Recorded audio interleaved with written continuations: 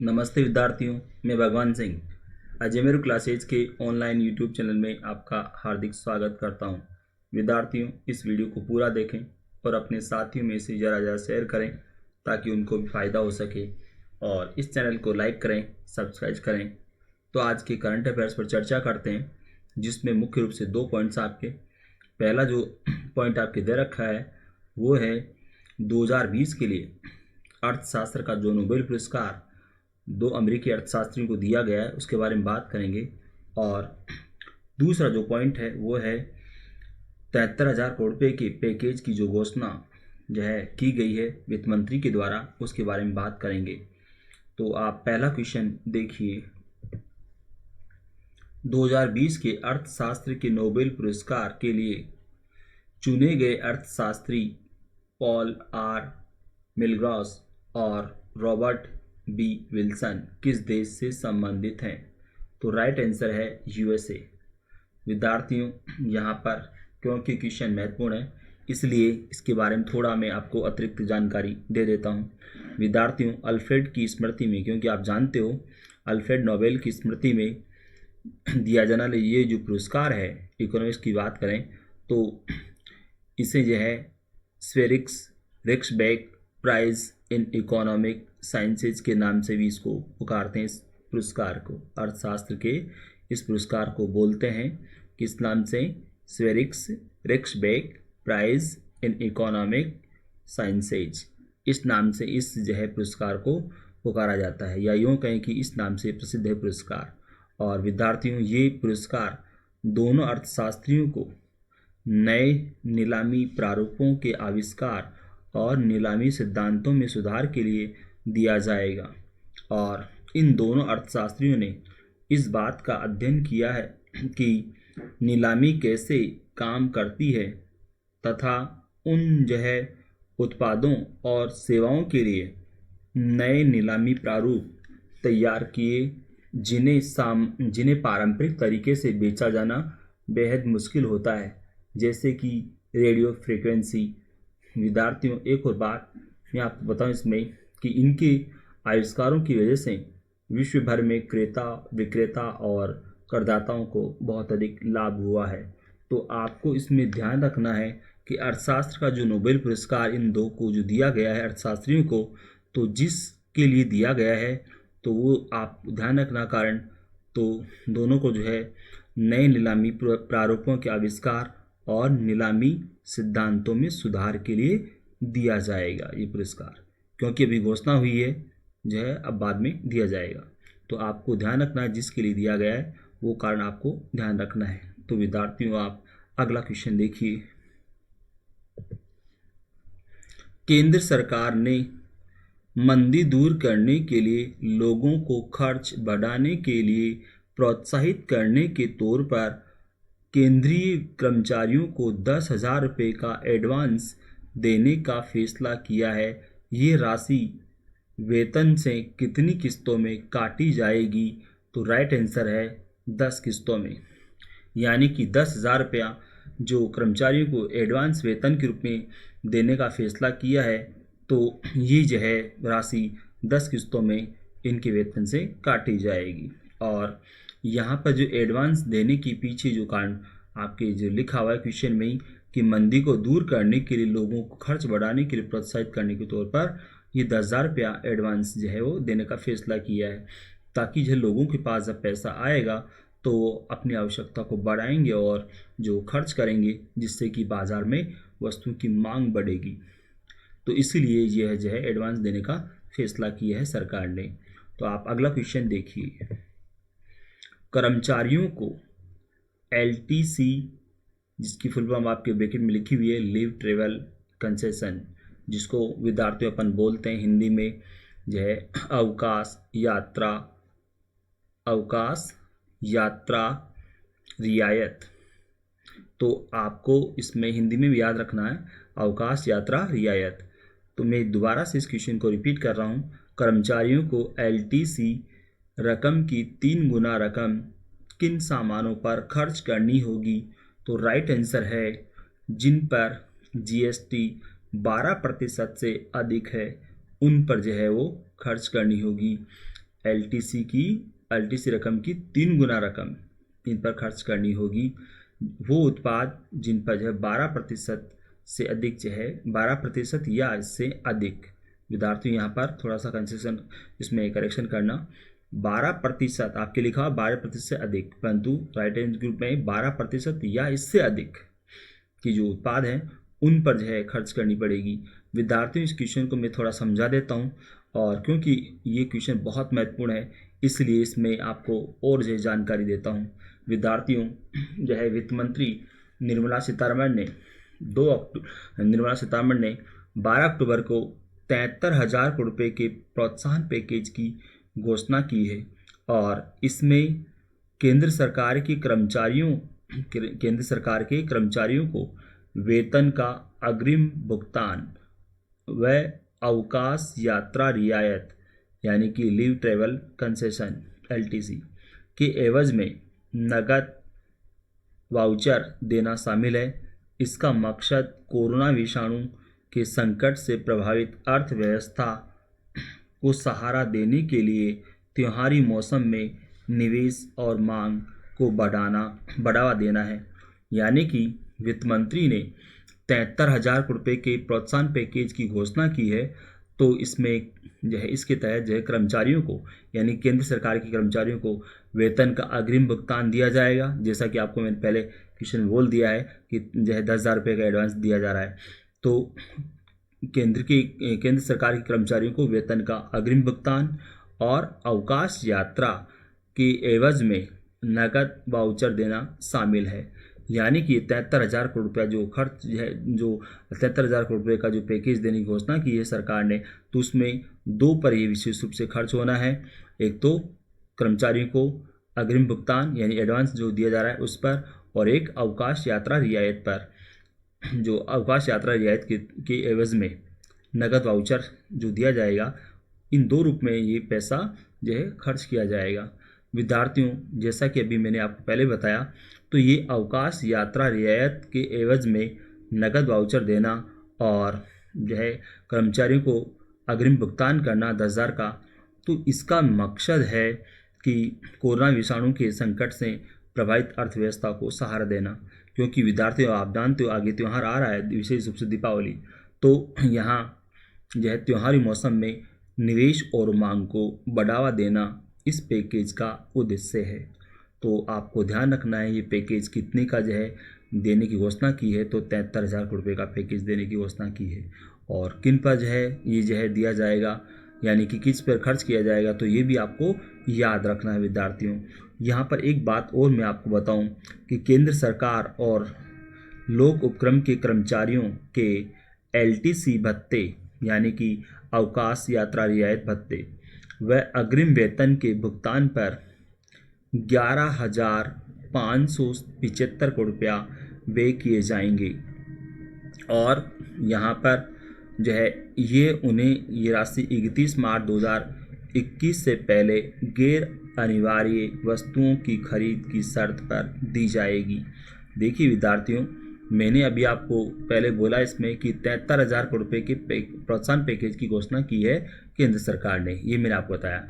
और उसमें मैंने बताया कि ये जो पैसा है वो विशेष रूप से कहाँ खर्च होना है, तो मैंने आपको बताया कि केंद्र सरकारी कर्मचारियों को वेतन का अग्रिम भुगतान और अवकाश यात्रा रियायत, इन दो पर जो है देने के लिए ये पैसा खर्च किया जाएगा विशेष रूप से। परंतु अगर पूरी राशि अगर देखें टोटल, इसमें जो अवकाश यात्रा रियायत भत्ते के रूप में और यहाँ पर जो है ये अग्रिम वेतन के भुगतान के रूप में जो पैसा खर्च होना है वो 11,575 करोड़ रुपया ये व्यय किया जाएगा। तो यहाँ पर आपको ध्यान रखना है, कुल जो पैकेज है वो 73,000 करोड़ रुपये का है प्रोत्साहन पैकेज, और उसमें से जो है ये 11,575 करोड़ रुपया विशेष रूप से कहाँ खर्च होना है, एलटीसी यानी अवकाश यात्रा भत्ते के रूप में और अग्रिम वेतन के भुगतान पर। तो यहाँ पर और बाकी का पैसा अन्य विषयों पर खर्च किया जाएगा। और एक और बात यहाँ पर आपको ध्यान रखनी है कि ये जो राशि है, यानी कि जो अग्रिम वेतन के रूप में जो दिया जा रहा है, इसके अलावा अवकाश यात्रा रियायत की जो है एवज में जो नकद वाउचर दिया जा रहा है, तो ये राशि जो है खर्च करनी है 31 मार्च 2021 से पहले। और किन पर? गैर अनिवार्य वस्तुओं की खरीद पर। तो इसी शर्त पर जो है ये राशि दी जाएगी। अग्रिम वेतन का जो भुगतान और अवकाश यात्रा भत्ते के रूप में जो पैसा दिया जाना है 11,575 रुपया, तो वो 31 मार्च 2021 से पहले गैर अनिवार्य वस्तुओं की खरीद पर दी जाएगी। यानी ये शर्त है इसके लिए। विद्यार्थियों यहाँ पर एक बात और वो ये कि केंद्र सरकार अपने कर्मचारियों को LTC में बार से जो रिपीट कर रहा हूँ, LTC मतलब जो है लीव ट्रेवल कंसेशन, जिसको हिंदी में बोले अवकाश यात्रा रियायत, की एवज में आयकर मुक्त वाउचर देगी। यानी कि जो है पैसा दिया जाएगा उस पर टैक्स नहीं लगेगा। आयकर मुक्त नकद वाउचर देगी सरकार। इसके अलावा एक और बात है यहाँ पर कि कर्मचारी इन वाउचर का इस्तेमाल ऐसे उत्पाद खरीदने के लिए कर सकते हैं जिन पर GST की दर 12% या इससे अधिक है। ये बात विशेष रूप से आपको ध्यान रखनी है। मैंने अभी भी आपको बताया कि यहाँ पर ये जो राशि दी जाएगी कर्मचारियों को वाउचर के रूप में जो राशि दी जाएगी, जैसा भी मैंने कहा कि यात्रा जो है अवकाश यात्रा रियायत के एवज में जो है सरकार देने जा रही है नकद वाउचर। तो ये जो पैसा दिया जाएगा, तो इस पैसे को किस पर खर्च करना है उनको, कर्मचारियों को? ऐसे उत्पाद जिन पर GST की जो दर है 12% या इससे अधिक की है, तो उन उत्पादों पर ही वो खर्च कर सकेंगे। और यहाँ पर इसका मतलब आप समझ रहे हो कि इसका मतलब तो ये हुआ कि कर्मचारी जो है इस वाउचर का इस्तेमाल खाद्य उत्पादों पर नहीं कर सकते। यानी कि 12% या इससे अधिक की जो वस्तुएं हैं 12% या इससे अधिक GST जिन वस्तुओं पर लगता है वो वस्तुएं ही जो है कर्मचारी खरीद सकते हैं, तभी उनको ये फ़ायदा मिल पाएगा। विद्यार्थियों यहाँ पर एक बात और है, वो ये है कि यहाँ पर एक बात आपको मालूम होनी चाहिए, वो ये कि GST ढांचे के तहत कर 5, 12, 18 और 28% के स्लैब पर लगाए जाते हैं। मैं वापस रिपीट कर रहा हूँ, GST ढांचे के तहत टैक्स जो है वो 5, 12, 18 और 28% के स्लैब पर लगाए जाते हैं। और यहाँ पर आपको मालूम होना चाहिए विद्यार्थियों कि प्रत्येक 4 साल में सरकार अपने कर्मचारियों को उनकी पसंद के किसी गंतव्य की यात्रा के लिए LTC अवकाश यात्रा रियायत देती है। तो आपको ध्यान रखना है हर 4 साल पे ये जो है हर 4 साल में सरकार के द्वारा कर्मचारियों को उनकी पसंद के किसी गंतव्य की यात्रा के लिए LTC यानी कि अवकाश यात्रा रियायत देती है। और इसके अलावा एक LTC उन्हें उनके गृह राज्य की यात्रा के लिए भी दिया जाता है।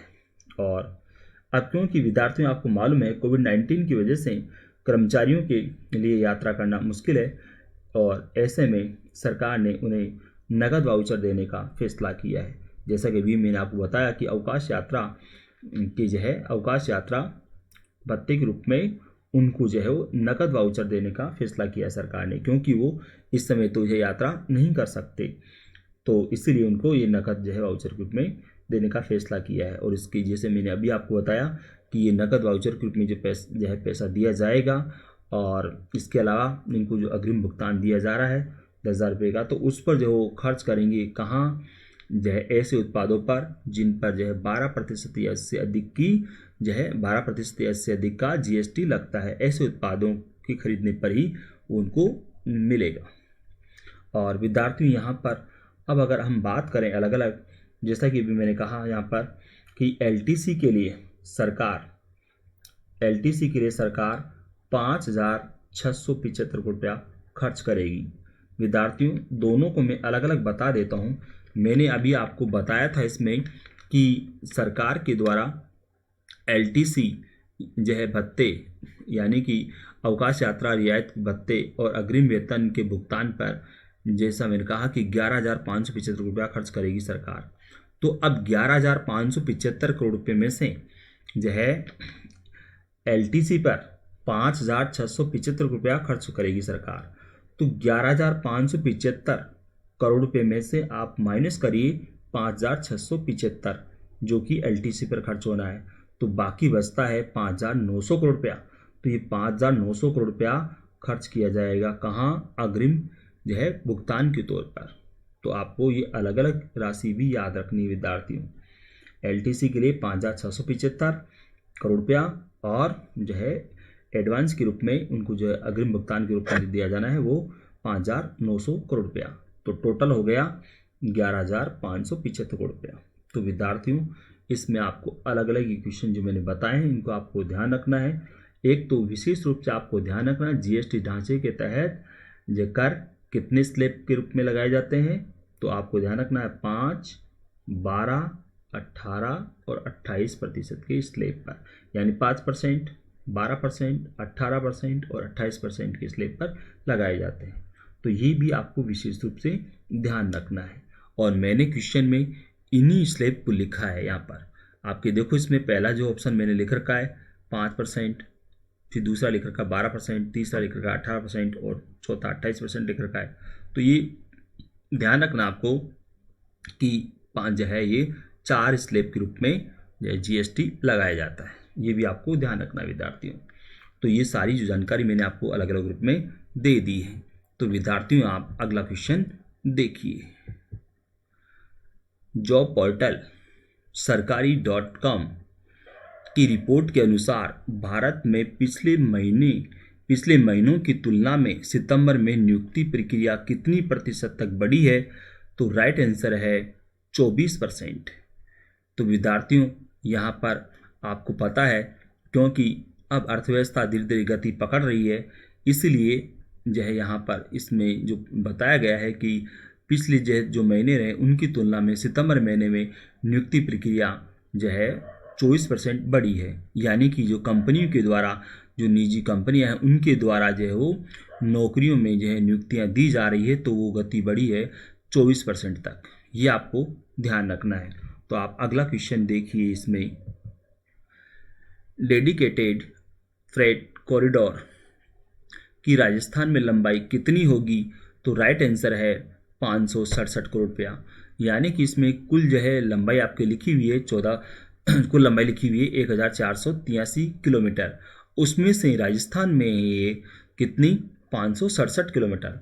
विद्यार्थियों में इसके बारे में आपको बताऊं कि ये डेडिकेटेड फ्रेट कॉरिडोर जो बन रहा है, जिसकी लंबाई जो जैसा कि मैंने अभी क्वेश्चन में कहा कि 1483 किलोमीटर है, तो ये जो है यूपी के दादरी से शुरू होकर दिल्ली, NCR, हरियाणा, राजस्थान, गुजरात और महाराष्ट्र के जवाहरलाल नेहरू पोर्ट तक जाएगा। यानी कि यूपी के दादरी से शुरू होगा ये कॉरिडोर और वहाँ से फिर ये दिल्ली NCR से हरियाणा से फिर राजस्थान से गुजरात और गुजरात से महाराष्ट्र, और महाराष्ट्र में कहाँ तक? जवाहरलाल नेहरू जो बंदरगाह है वहाँ तक जो है ये कॉरिडोर जाएगा। और विद्यार्थियों यहाँ पर इसकी कुल लंबाई भी आपको याद रखनी है, और राजस्थान में इसकी जो लंबाई रहेगी 567, ये भी आपको याद रखना है। यानी कि कुल जो लंबाई है 1483 किलोमीटर, तो उसमें 567 राजस्थान में है। यानी कि लगभग जो है 40% हिस्सा इस कॉरिडोर का राजस्थान से गुजरेगा। और तो आपको ये पूरी जानकारी याद रखनी है क्योंकि अलग अलग क्वेश्चंस इसमें बन रहे हैं विद्यार्थियों आपके। तो दादरी ये भी याद रखना है कि शुरुआती चीज कहाँ से है? यूपी में दादरी से, और लास्ट कहाँ है? जवाहरलाल नेहरू बंदरगाह तक। और कौन कौन से स्टेट इसमें आ रहे हैं इस कॉरिडोर में, वो आपको याद रखना है। तो आप अगला क्वेश्चन देखिए। रक्षा मंत्री राजनाथ सिंह ने सीमा सड़क संगठन के द्वारा निर्मित कितने पुलों का ऑनलाइन उद्घाटन 12 अक्टूबर को किया है? तो राइट आंसर है 44। क्योंकि आपको पता होना चाहिए इस समय यह सीमा सड़क संगठन के द्वारा जो कार्य किए जा रहे हैं, सड़क बनाने का कार्य, पुलों को बनाने का कार्य बहुत तेजी के साथ हो रहा है। तो यहाँ क्योंकि आप होता है चीन के साथ भारत का टकराव इस समय चल रहा है, तो ये निर्माण कार्य भी जो वो तेजी के साथ हो रहे हैं। तो 44 पुलों का उद्घाटन किया है राजनाथ सिंह ने, है ना, रक्षा मंत्री राजनाथ सिंह ने। तो आपको अगला क्वेश्चन देखना है। भारतीय रिजर्व बैंक की रिपोर्ट के अनुसार 2015-16 से 2019-20 के बीच डिजिटल भुगतान कितने प्रतिशत वार्षिक दर से बढ़ा है? तो राइट आंसर है 55.1%। विद्यार्थियों क्वेश्चन महत्वपूर्ण है क्योंकि आजकल जो भुगतान जो है ऑनलाइन किए जाते हैं ज़्यादातर इसलिए यहाँ पर ये आपको समय याद रखना है विद्यार्थियों। 2015-16 से 2019-20 के दौरान डिजिटल भुगतान का जो प्रतिशत बढ़ा है वार्षिक किस दर से, तो यहाँ पर आपको ध्यान रखना है वार्षिक दर, तो आपको ध्यान रखना है 55.1% की दर से बढ़ा है। तो विद्यार्थियों आप अगला क्वेश्चन देखिए। कार्लटन चैपमैन का 12 अक्टूबर को निधन हो गया, वो किस खेल से संबंधित थे? तो राइट आंसर है फुटबॉल। और विद्यार्थियों ऐसे क्वेश्चंस भी आपको याद रखने हैं क्योंकि ऐसे कई खिलाड़ी हैं जिनके बारे में आप जो है ज़्यादा जानकारी नहीं रखते हैं, परंतु उनके बारे में क्वेश्चन जब आते हैं तो आप थोड़ा चौंक जाते हैं। तो यहाँ पर ध्यान रखना है, ये भारतीय फुटबॉल टीम के कप्तान रह चुके हैं कार्लटन चैपमैन, तो इनका निधन हो गया। तो आप अगला क्वेश्चन देखिए। प्रधानमंत्री नरेंद्र मोदी ने किसकी जन्मशती पर 100 रुपये का स्मारक सिक्का जारी किया है? तो राइट आंसर है विजया राजे सिंधिया। विद्यार्थियों आपको मालूम होना चाहिए, मैंने पिछले वीडियो में एक बात बताई थी जिसमें कि बीजेपी की स्थापना जो है 1980 में हुई थी और बीजेपी के संस्थापक सदस्यों में अटल बिहारी वाजपेयी, लाल कृष्ण आडवाणी और आपके विजया राजे सिंधिया और जसवंत सिंह, ये जो 4 व्यक्ति जो है वो इसमें संस्थापक सदस्यों में माने जाते हैं या संस्थापक सदस्य थे। 1980 में जब बीजेपी की स्थापना हुई तो इसके संस्थापक सदस्य कौन रहे? अटल बिहारी वाजपेयी, लाल कृष्ण आडवाणी, जसवंत सिंह और विजया राजे सिंधिया। तो विद्यार्थियों आपको ये क्वेश्चन ध्यान रखना है। तो इनकी जो है ये जो है 100 रुपये का इनकी स्मृति में या इनकी जो है जन्मशती पर 100 रुपये का स्मारक सिक्का जारी किया है प्रधानमंत्री नरेंद्र मोदी ने। तो आप अगला क्वेश्चन देखिए विद्यार्थियों। आर्थिक गतिविधियों को बढ़ावा देने के लिए केंद्र सरकार कितने वर्षों के लिए राज्यों को 12,000 करोड़ रुपया का ब्याज मुक्त कर्ज उपलब्ध कराएगी? तो राइट आंसर है 50 वर्ष के लिए। विद्यार्थियों ये राशि भी आपको याद रखनी है, राज्यों को जो है वो कर्ज मुक्त यानी ब्याज मुक्त राशि, ब्याज मुक्त जो कर्ज जो है उपलब्ध कराएगी। तो कितना? 12,000 करोड़ रुपया, यानी कि 12,000 करोड़ रुपया जो राज्यों को दिया जाएगा तो उस पर ब्याज नहीं लगेगा। और कितने साल के लिए? 50 वर्ष के लिए, यानी 50 वर्ष की अवधि के दौरान राज्यों को ये राशि चुकानी होगी। तो आपको यहाँ पर एक और बात मैं बताऊँ विद्यार्थियों इसमें कि ये जो कर्ज है 12,000 करोड़ रुपये का जो कर्ज दिया जा रहा है तो ये कर्ज पूंजीगत परियोजनाओं पर खर्च करने के लिए दिया जाएगा। यहाँ पर एक बात और मैं आपको बताऊँ कि ये 12,000 करोड़ रुपये की जो राशि दी जाने वाली है राज्यों को, तो इसमें से 1,600 यानी कि 1,600 करोड़ रुपया पूर्वोत्तर के राज्यों पर खर्च होना है ना। 1,600 करोड़ रुपया पूर्वोत्तर राज्यों के लिए होगा इसमें से 12,000 करोड़ में से, और 900 करोड़ रुपया उत्तराखंड और हिमाचल प्रदेश के लिए जो है इसमें से दिया जाएगा। और इसके अलावा 7,500 करोड़ रुपया की जो शेष राशि है वो राज्यों को, अन्य राज्यों को जो है दी जाएगी। 7,500 करोड़ रुपया की राशि शेष जो राज्य हैं यानी उत्तराखंड और जो हिमाचल प्रदेश का मैंने बोला है जिनके लिए 900 करोड़ रुपया जो है दिया जाना है, और नॉर्थ ईस्ट के जो स्टेट हैं है ना, तो उनके लिए 7 सिस्टर्स हैं और एक सिक्किम, तो उनके लिए जो खर्च होना है वो 1,600 करोड़ रुपया। तो 1,600 करोड़ रुपया तो जो है 7 सिस्टर्स हैं और एक सिक्किम है उनके लिए खर्च होना है। 900 करोड़ रुपया उत्तराखंड और हिमाचल के लिए खर्च होना है, और फिर 7,500 करोड़ रुपया जो है वो शेष जो बाकी जो राज्य हैं उन पर खर्च होना है उनके लिए, यानी खर्च होने से मतलब है कि उनको दिया जाएगा। और यहाँ पर दूसरा एक और कि 2,000 करोड़ रुपया जो उन राज्यों के लिए अलग से दिया जाएगा जिन्होंने पहले बताए गए सुधारों को पूरा कर लिया है, तो उनको 2,000 रुपया उन राज्यों के लिए अलग से उनको दिया जाएगा। 2,000 करोड़ रुपया उन राज्यों को दिया जाएगा जिन्होंने पहले बताए गए सुधारों को पूरा कर लिया है। तो ये आपको अलग अलग याद रखना है विद्यार्थियों कि 12,000 करोड़ रुपया जो ब्याज मुक्त कर्ज दिया जा रहा है केंद्र सरकार की ओर से राज्यों को, तो वो 50 वर्ष के लिए। दूसरा आपको याद रखना है कि 12,000 करोड़ रुपये में से 1,600 करोड़ रुपया किन राज्यों को दिया जाएगा? पूर्वोत्तर के राज्यों को, 900 करोड़ रुपया उत्तराखंड और हिमाचल प्रदेश को, और 7,500 करोड़ रुपया बाकी की जो बचे राज्य हैं उनके लिए दिया जाएगा। और फिर मैंने आपको एक स्पेशली अलग बात और बताई कि 2,000 करोड़ रुपया उन राज्यों को दिया जाएगा जिन्होंने पहले बताए गए सुधारों को पूरा कर लिया है। तो विद्यार्थियों यहाँ पर ये अलग अलग जो है मैंने आपको बताया डाटा, इनको आपको याद रखना है। मैंने आपको पहले भी कहा था कि डाटा से संबंधित जब एग्जाम में क्वेश्चन आते हैं तो आप कंफ्यूज हो जाते हैं, इसलिए मैं इनको अलग अलग रूप में आपको बता दिया है। तो आप इनको अलग जो बताएं इनको भी आपको याद रखना है। तो विद्यार्थियों ये वीडियो आपको कैसा लगा? इसे लाइक करें, सब्सक्राइब करें। धन्यवाद।